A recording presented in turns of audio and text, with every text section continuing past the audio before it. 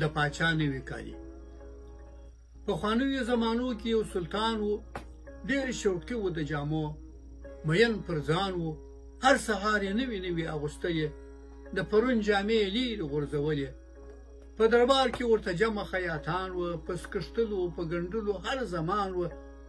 سوداګرو به جامې ورته راوړلې، چا په چین کې چا په هند کې ورګنډلې. په هر ځای کې چې به ښه ټوکر پیدا سو، سمدستي به تر لباسه د پاچا سو. په خبر په یو ملک کې دوه ټګان سول، د پاچا د قصر خواته ور روان سول. ویل موږ د پاچاهانو خیاطان یو، په دې کسب کې اووه پښته نسلیان یو.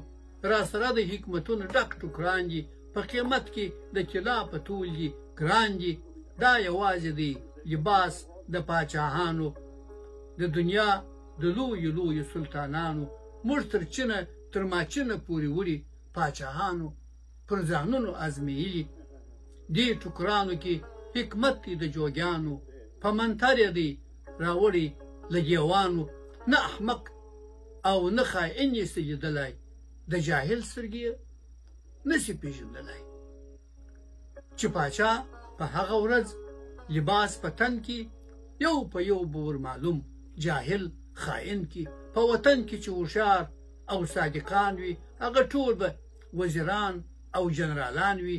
یو خائن به په دربار کې وزیر نه وي، یو جاهل به په وطن کې امیر نه وي.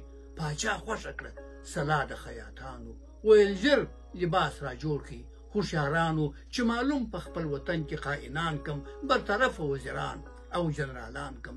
دوه ټګان سول په دربار کې نازولي، هم پاچا هم درباریان ورته منلي.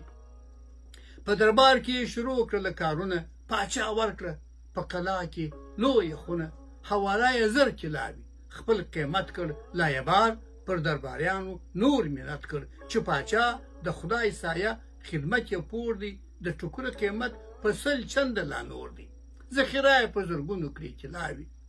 دوه ټګان وه یو تر بل تورې بلاوي، له سهاره تر ماښامه به لګیا وه، پر تندي خولې راماتې په غوغا وه. ټګان ستړي کړۍ ورځ وه، په کارونو هم شرنګی و د قیچي هم ماشینونو. پاچا واستاوه سردار د وزیرانو، چې معلوم کې ځان ته کار د خیاطانو. چې کوټې ته ور داخل صدر اعظم سو، له حیرته یې زړګی قلم قلم سو. نه پر میز باندې لباس و نه ټوکران و، خو لګیا له کاره ستړي خیاطان و. یو خیاط سو په ادب ورته ور وړاندې، دواړه لاسه یې نیولي لاندې باندې. ویل مړه سولو سرداره له کارونو، شپه او ورځ مو یوه کړې پر ځانونو. دې ټوکره پسې مو پی کړل وطنونه، له پاچا سره ښایېږي دا رنګونه. دا زرینې لیکې ټول یې د طلا دي، سره رنګونه یې یاقوت لکه کیمیا دي. هر یو رنګ یې دی د بیلو جواهرو، له هر رنګ سره تارونه دي د زرو. چې جامې یو ځلې جوړې د سلطان سي، زموږ کمال ته عالمونه به حیران سي. موږکانو غوندې پټ به خاینان سي، په غارونو به دننه احمقان سي. چې په ځیر صدر اعظم په ننداره سو، ځان خاین او هم احمق ورته ښکاره سو. له هیبته یې زړګی اره اره سو، له غیرته یې بدن خوله خوله سو. له ناکامه یې ور وړاندې کړه لاسونه، د خیالي ټوکره یې وکړل صفتونه. لاس یې جیب ته کړ، پیسې یې را بهر کړې، خیاطانو ته یې 100 طلاوې ورکړې. ویل ارزي دا ټوکر په انعامونو، آفرین دی ستاسې دوو پر هنرونو. پټ په زړه کې پر خنده د دوو ټګانو، چې پیدا مو کړ وطن د جاهلانو. له سلطان تر وزیرانو احمقان دي، خائنان په وطن کې حاکمان دي. له قلا څخه بهر صدر اعظم سو، له ژوندونه یې زړه مات قلم قلم سو. په دربار چې د سلطان سو ور دننه، ویل زما له سر امان دي وي څښتنه. چې وطن ته دي بللي خیاطان دي، چې وطن ته دي بللي خیاطان دي، 100 هنر وربخښلي پاک سبحان دي. عجایب عجایب یې دي رنګونه د ټوکرانو، چې یوازې دي لایق د پاچاهانو. وروسته وار سو د قاضي د وزیرانو، ورپسې د لویو لویو جنرالانو، چې هر یو به سوراستون له خیاطانو په صفت مړېدنه و. د ټوکرانو یو وزیر وی به یې مین و پر رنګونو، هغه بل پر جواهرو هنرونو. یوه ورځ نوبت په خپله د سلطان سو، یوه ورځ نوبت په خپله د سلطان سو، په یوازې ځان قلا ته ور روان سو. چې کوټې ته سو دننه د ټګانو، توره شپه یې سوله جوړه پر چشمانو. په حیرت حیرت یې وکتل میزونه، تر نظر یې تېروله ټول کنجونه. نه د رک په میدان کې د ټوکرانو، نه په لاس کې و اثر د خیاطانو. په مسکا او په تعظیم ورته ټګان سول، تر قدمه یې په سر ځله قربان سول. ویل زموږ د سر امان دې وي سلطانه، ای د مځکې پر مخ سیورې د یزدانه. ستاسې ذات باندې جامې چې مو ګنډلي، پر وجود باندې مو نه دي ازمیلي. چې په ځان کې دا جامې د لوی سلطان سي، زموږ یقین دی عالمونه به حیران سي. پاچا وایستل له ځانه لباسونه، یو په یوې لوڅېدله اندامونه. لوڅ لپړ و په کوټه کې درېدلی، هر اندام یې دوو ټګانو ولیدلی. چې هغوی خیالي ټوکران پرې ازمیله. په حیرت حیرت پاچا ځان ته کتله، چې یقین یې د خپل ځان پر حماقت سو. خپل ګریوان او خپل وجدان ته ملامت سو. له ناکامه یې ویل پرې تحسینونه، د واه واه یې باندې جوړ کړل بارانونه. د هم ورکړل انعامونه د ټګانو، په څو جنده له قیمته د ټوکرانو.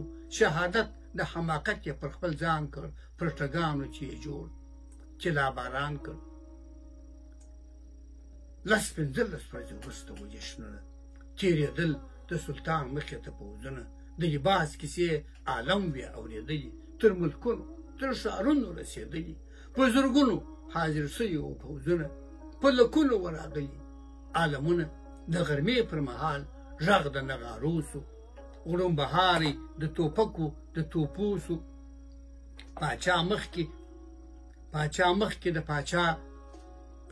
مخکې ورپسې سل نوکران و. د پاچا لمن لاسونو کې روان و. په نارو سول، په تحسین سول ولسونه. د پاچا یې د جامو کړل صفتونه. عالمونو زنده‌باد نارې وهلې، عالمونو زنده‌باد نارې وهلې. پر سلطان باندې دعاوې اورېدلې، خو احمق سلطان جامې نه وې لیدلي. لڅ بدن ته خړې سترګې یې نیولي، تاج پر سر، څپلۍ په پښو، توره تر ملا وه. لوڅ لپړ پاچا روان لکه عشا وه. ټول عالم لیدل چې لوڅ روان سلطان دی. هر سړی پر ځان ستمن سو چې نادان دی. ټول عالم لیدل چې لوڅ روان سلطان دی. هر سړی پر ځان شکمن سو چې نادان دی. چا له بیرې هلته سپړو نسو وهلی، د احمق نوم یې پر ځان نسو منلی. چې یو ځل یوه ماشوم غږ کړه په زوره، ویل پلاره پاچا لوڅ روان دی ګوره. په یوه ګړي کې جوړه هنګامه سوه. د پاچا د لوڅ بدن خبره سره سوه. نه په منځ کې خیاطان و، نه ټوکران و.